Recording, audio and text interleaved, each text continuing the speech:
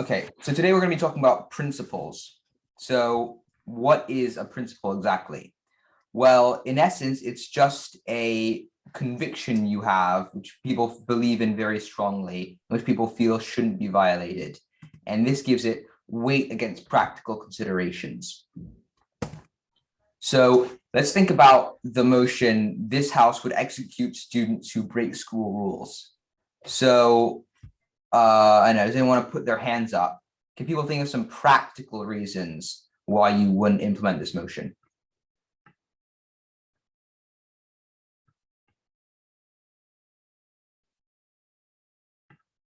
No one could think of why this might be like a bad idea practically, like it might have some negative side effects, maybe.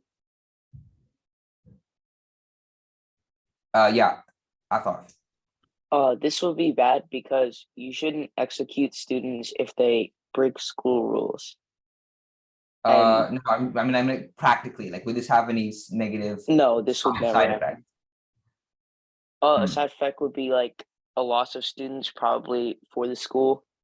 Yeah. No one would go to that school. Yeah, exactly. Yeah, so people don't want to go to school anymore. Yeah, presumably you have fewer students. Yeah, so that's bad. But practical reasons to do so, obviously, students do their homework more often, they're less disruptive. And then, as we said, parents would pull the kids out of school. But these two things sort of miss the essence of why really you wouldn't not do this. Like, this isn't really what pops into most people's heads when they think of why they wouldn't do this. Most people just straight up think that, there's a principle that you should have a punishment which is proportional to the severity of your crime. So even if, even though we have the power to say, reduce crime by executing you for doing anything like stealing some crisps or, I don't know, jaywalking, we have the power to eliminate crime completely. We feel as if this is not how a society should be ordered, fundamentally. So now we're going to go through different types of principles. One of these is autonomy. Autonomy is the principle that people should decide their own futures and that the number of choices available to people should be maximized.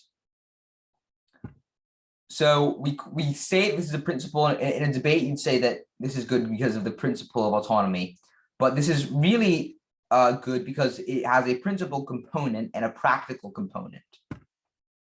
The practical component is what's most often used to justify free market capitalism. That is that an individual like you or me has more information than other people do about what makes you or me specifically happy, right? So if that person makes decisions for themselves, they are more likely to be happy. Like, say, imagine that, I don't know, your friend now had the power to decide everything in your life, like what social activities you did, what movies you watched, et cetera. Obviously, you'd be less happy because you and your friend do not have the same interests and don't have the exact same goals, and you don't respond similarly to the same things. So because your friend has limited information, they're likely to make worse choices. The principled component is that in some situations, even if it leads to society overall being harmed, you should still respect an individual's person to make their own choices, right? So, let's see. Moving on. We'll see examples of that later. In order to be considered a valuable or like high quality choice, so like a choice which in a debate you would seek to make available to people, your choice has to be informed and uncoerced. So informed means that you are aware of you are reasonably aware of what the likely consequences of your action will be. So for example, someone hasn't told you that if someone tells you, if you go through this door, I'll give you $1 million, and then you go through the door and they actually kill you, You did not make a free choice. A person cannot say, oh, you chose to commit suicide because you chose to go through the door, because they have misled you as to the nature of the consequences of your choice. Additionally, the principle of non-coercion. This is simple. If I, put a gun to your head and tell you, give me a gun to your head and tell you to do something, you have the choice whether to do that thing or not. But we think that being killed for choosing to do something or not do something can be unreasonable in some certain circumstances, and therefore we're going to see that we think that it's invalid. Okay. So, for example, this is an example of why autonomy is good. In this house, we'll make college free. That's a good thing because more people who know that they are going to get something out of higher education can choose to do so. So more people are enriched by education. Another example, in this house, will become a violent felon. Becoming a robber is valuable because you are letting people choose whether they want you whether they want to give you the money or whether they're going to die. Yakir Prop, is this good? Yeah. All right. Is Annie Singh, is this good?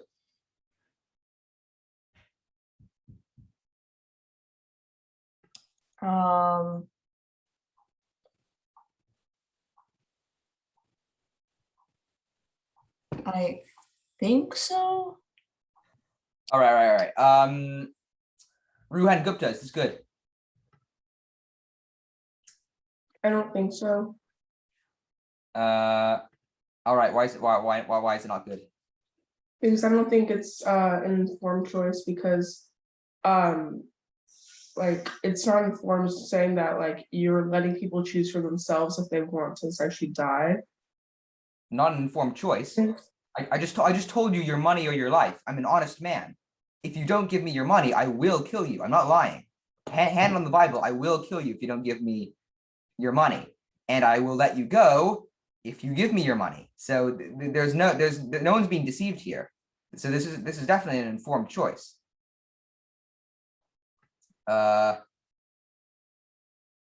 Eric Huang, is this good? No, definitely not. Why not?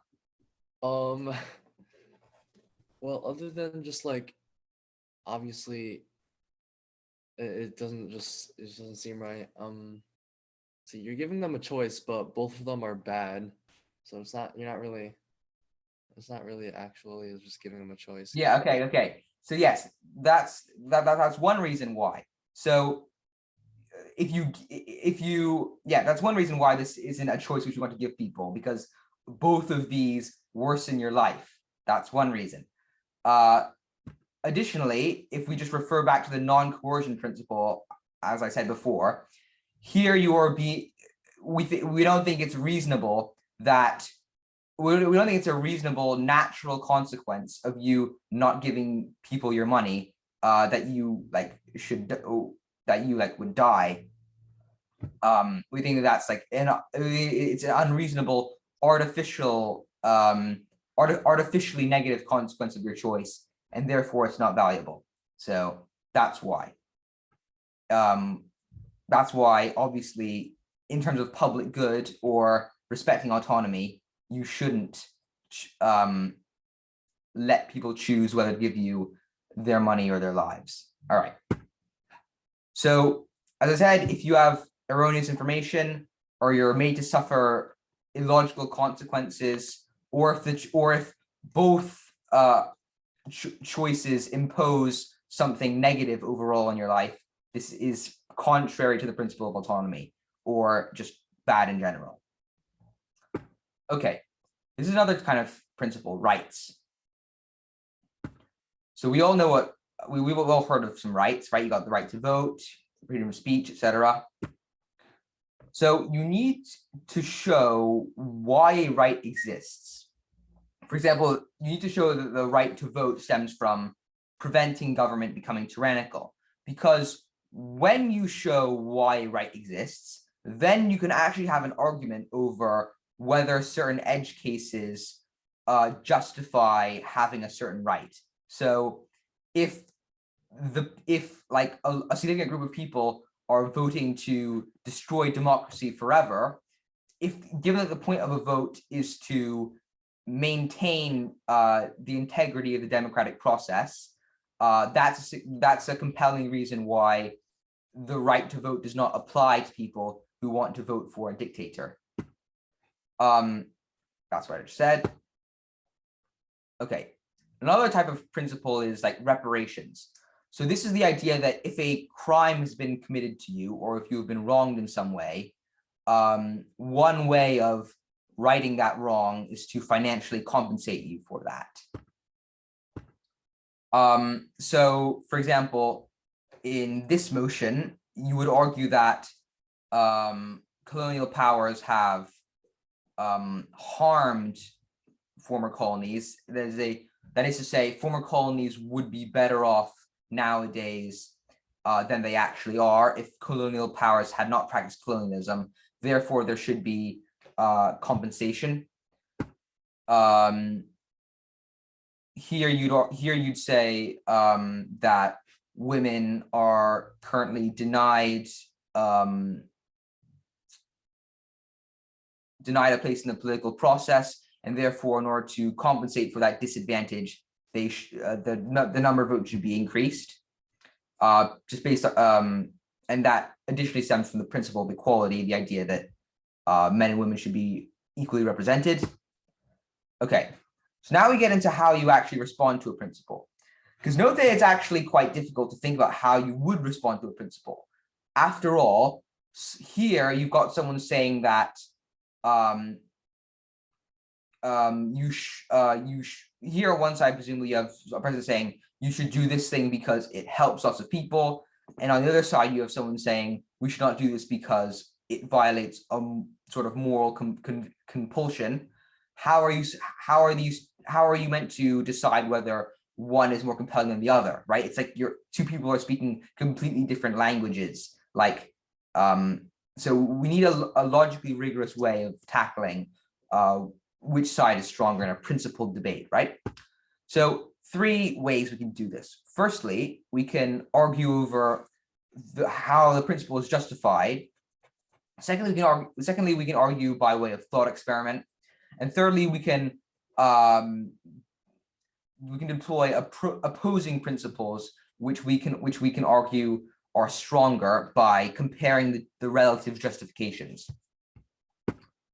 Okay, so here we have to like analyze the principle's justification, right?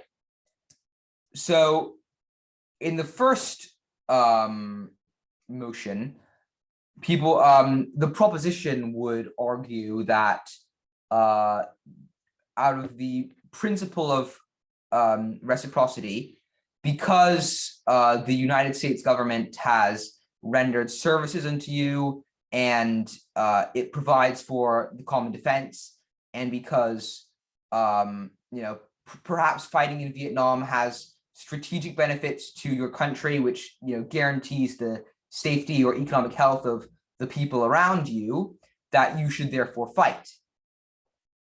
The way you would try to rebut this is by saying that the US government has actually screwed you over, and that therefore there is no expectation of reciprocity, for example, because of segregation or redlining or et cetera, et cetera.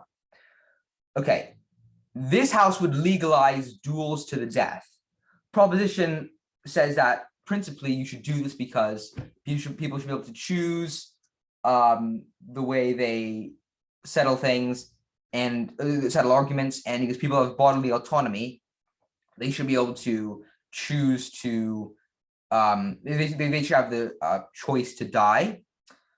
The way you would respond to this is by saying, okay, well, this actually runs contrary to the principle of autonomy, because you don't know what lays in store for you after you die. Therefore, the choice to die is not an informed choice, and it's actually subject to whether you've been taught to believe that there's an afterlife or other factors. All right. we can also additionally argue by way of thought experiments. So most people believe that even though morality is not consistent, people feel as if there should be, sorry, even though morality is not explainable by logic, for example, two cases of something, two practically equivalent scenarios are identical, but people want to do one and not the other. People believe that there should be some consistency, and therefore you can argue by way of thought experiment. So if you can show that a course of action is morally equivalent to another course of action, which most people agree is bad or good, then you can show that the original course of action is bad or good. So one example, yeah. So if you can show, if there's a debate, for example, which concerns the value of bodily autonomy versus benefit to society, if you can convincingly show that you can reasonably compare the opposite, what the opposition wants to do, to say forcibly removing someone's organs, that is a compelling reason not to support the opposition, because most people would say that it is like morally offensive and not a good course of action to forcibly remove someone's organs to save 3 other people. Okay, finally, we can weigh principles against each other.